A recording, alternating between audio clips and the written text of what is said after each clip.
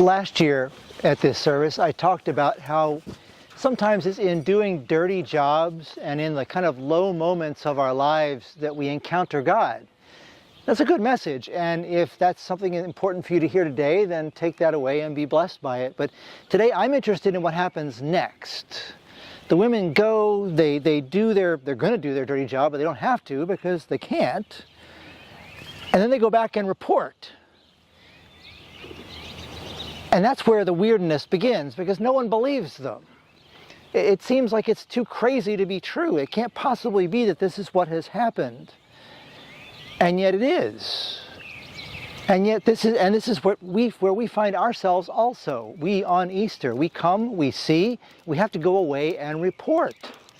Particularly today, but every time we come into this place and worship, we go away proclaiming that Jesus has been raised from the dead, that God has had victory over all the forces of evil and death in the world. And this is true not just for those people 2,000 years ago, but for you and for me right now. You can imagine how it would have been for them. They went back. Of course, there's a certain amount of male chauvinism in it. It's the women who come back and report, and the men don't believe them. There's an element also of the way powerful people always respond to people who have no power. Of course, they're not going to believe them, because why would they know what they're talking about? But there's more to it than that, I think. It's something that's really hard to describe. You recall last year I had audience participation in this sermon. There's audience participation again today.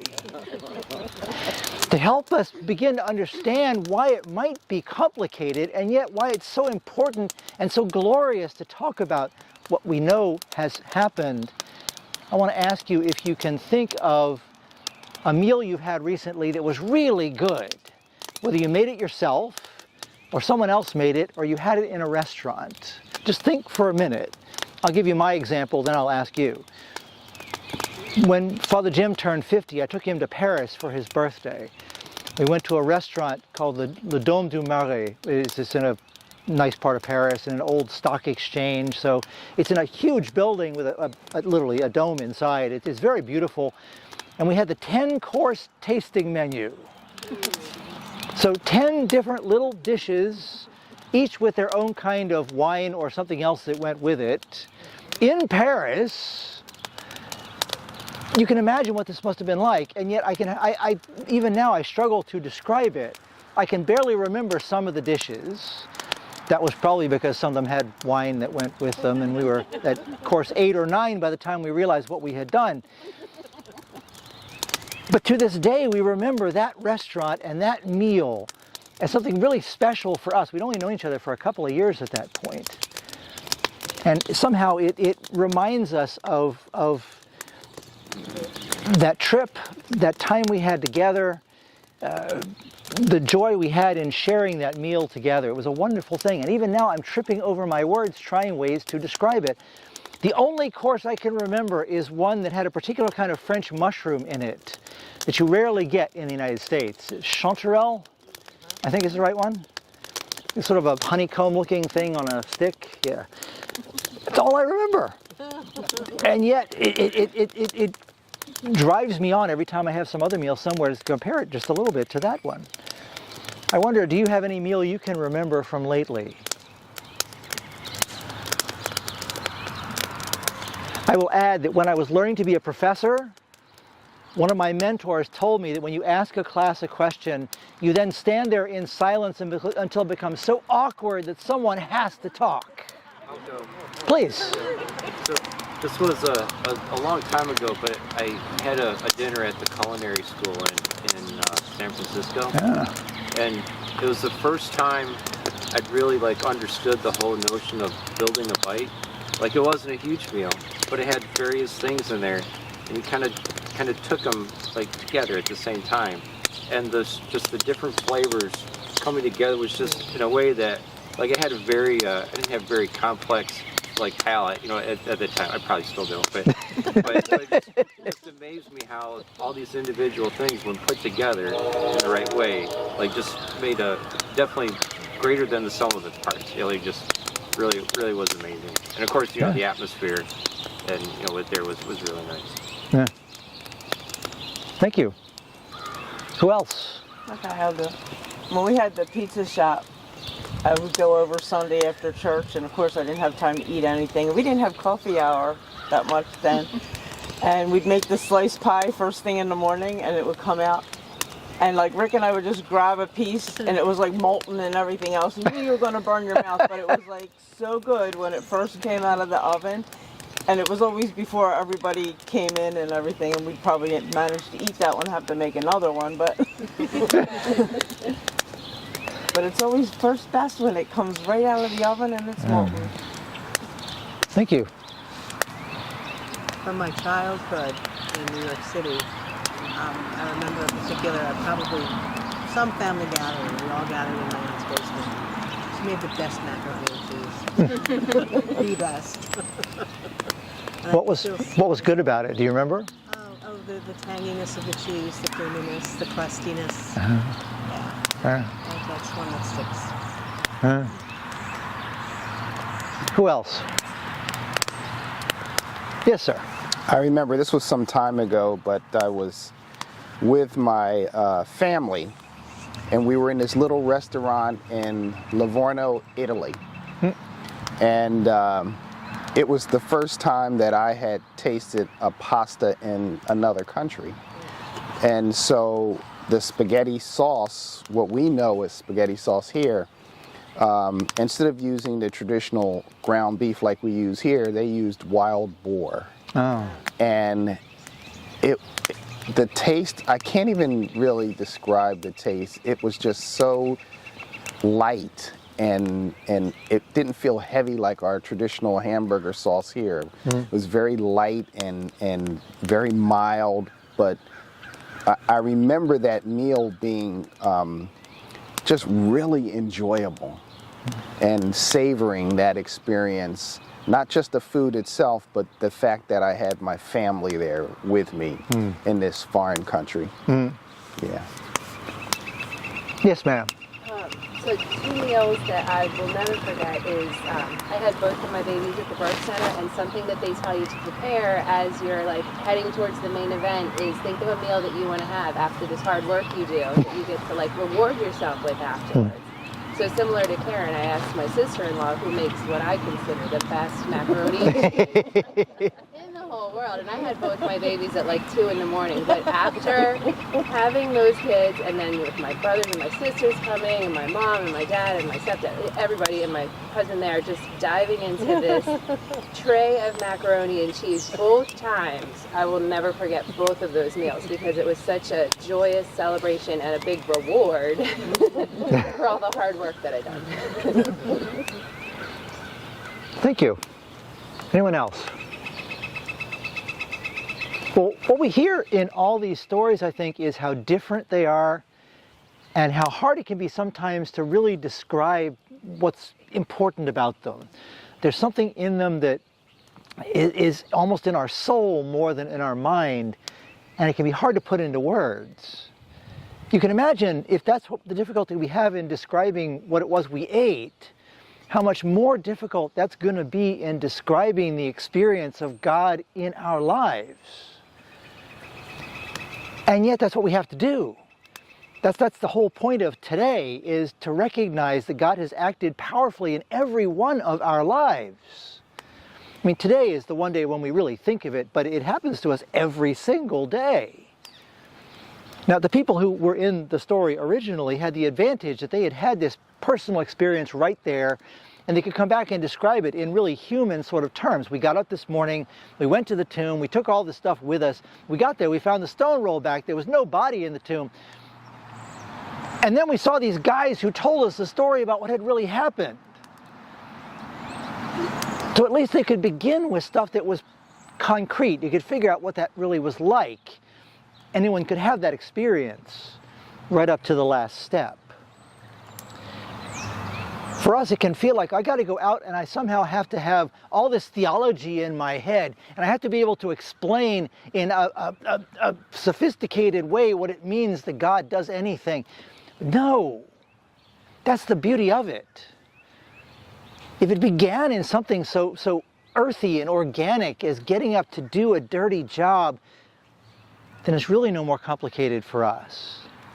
Our God moments don't really have to be any more than that. They can be about where we see God acting in little things every day in our lives. That brings us to the next audience participation. Just for a minute, think about a recent God moment. This is what Denise used to do with the ECM group.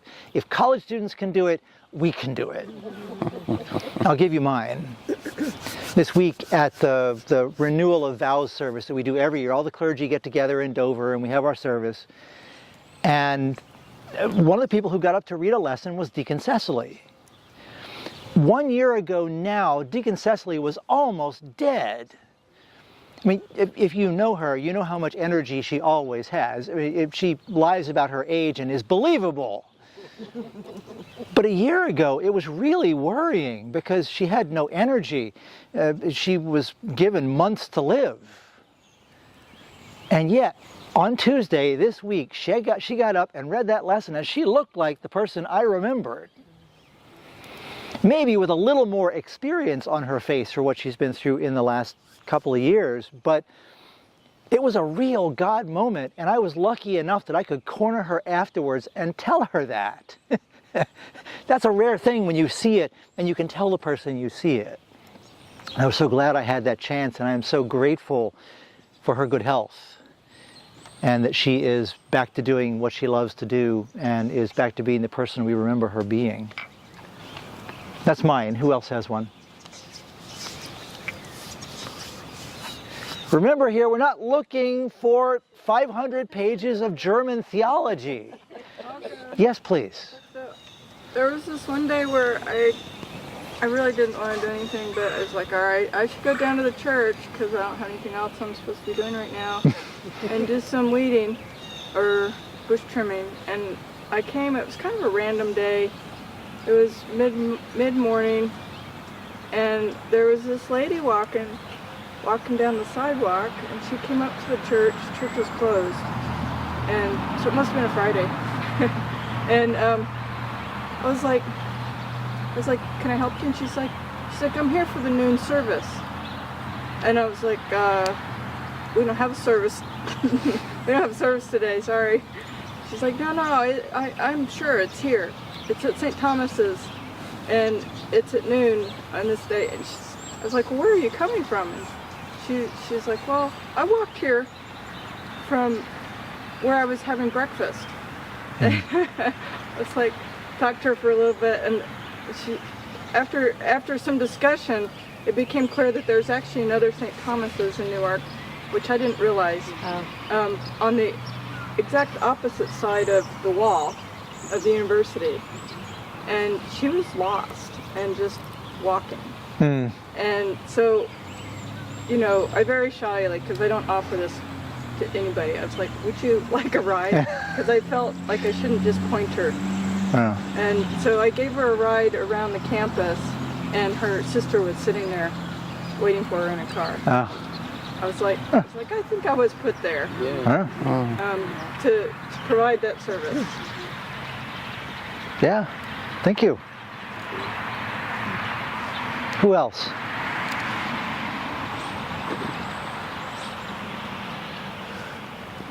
Yes, please. Thank you. I guess it was like this last Tuesday or Monday or something. I came home from school. I was just feeling and I was I signed up for these devotionals every day from a woman named Johnny Erickson Tata, who's she became a quadriplegic when she was 17. But she started this whole organization where she helps kids with disabilities. It's a all across the country type organization. It's really cool. But she has a daily devotional thing. And the one that day, I pulled it up when I got home, and it was talking about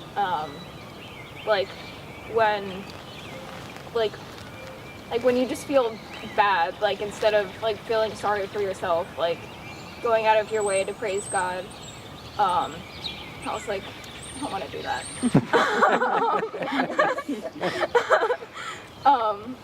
But then I was thinking, like, there were a couple of my friends, like, that I'd been talking to in school that day. It seemed like they were kind of struggling with stuff. So I just, like, reached out over text and was like, you know, hey, I'm here for you. I love you. Like, you got this.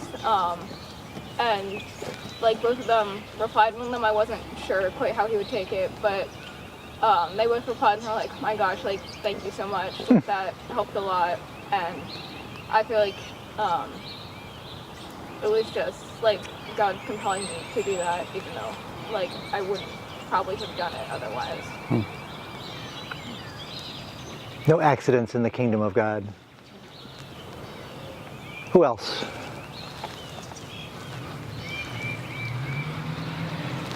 In ECM days, Denise didn't let it end until everybody had one. I won't keep us here for hours. I've got a little. Yes, please. So, a couple days ago, I picked up flowers to put in the pots around the house. And most Saturdays, we have our oldest granddaughter, Amelia, come over. She loves to be on her phone, so she's got a seat in our house. She comes, she plops in that seat, and she's in her glory, just looking at whatever she does on the internet. And I thought I'd like to get her outside yesterday, so I invited her to come on out and help me with putting the flowers in the pots. And I wasn't sure I was going to have any success with that, but I was able to coerce her. I'm actually outside getting ready, and she's inside on the other side of the window. I'm on the deck, and I texted her. I said, I need help. Please help. And I turned around just to look and see whether she looked out at me, and she had this look on her face, and she looked at me like, oh, Papa. So anyway, she came out, and we spent about an hour and a half potting those plants, and it was wonderful. So I think the good Lord must have reached down and helped there. Thank you. Anyone else? Yes, ma'am. I feel like every day, all the time. It's hard for me to pinpoint. Anytime I'm with Sally, there's always a God moment. But always, you know, God puts you where you're needed. Yeah. I really can't be specific. It's no coffee yet. So. Well, thank you all. Part of what you hear in this is, again, the difficulty of expressing it. It's something that everybody has to experience for themselves in a way. The secret will get out, as it did originally.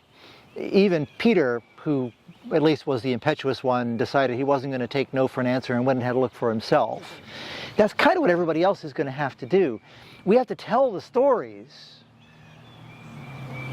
whether we are completely confident of what we're saying or what the words are or what we think it really means, because somehow somebody, the crazy one in the group, is going to take that story and run with it. And we're never going to know who that person is. We're never going to know what they're going to do with it. Never going to know what God is going to do with it. The whole point is to tell the story. Today, the whole point of Easter is that we celebrate God's victory over death. It's not just death in a literal sense of a body in a tomb. It's victory over the death of sin, the death of despair, the death of that stuck feeling that we get in our lives where we don't know what we're supposed to do next. Somehow all of that is gone in the eyes of God, is always gone in the eyes of God, always has been, but today it's made obvious to us. So I want to end by once again turning to the audience and saying, we need to name the things that need God's victory today. Where do you see God's victory over death needed right now in the world? I'll say it's in war and those who are victimized by the greed and the power hungriness of others. What are yours?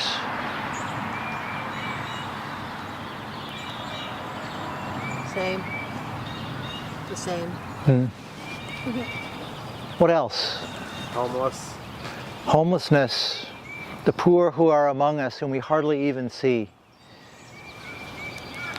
People who are hungry. Mm-hmm. People are being excluded. What else? Protecting our earth. Reminder.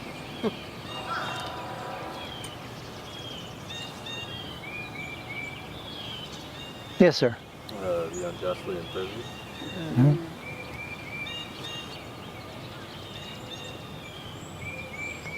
What else? The direction our country is moving. Mm-hmm. Deportations, they're tearing families apart. Mm-hmm.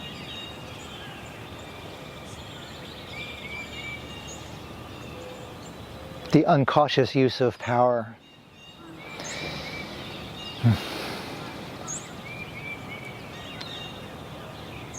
Well, dear friends, these are the things we need to continue to name. These are the things that we lay at the altar and ask God to transform. Everyone will have to run to the tomb and see for themselves what it is God is doing. But our job is to go out into the world and proclaim that the tomb is already empty.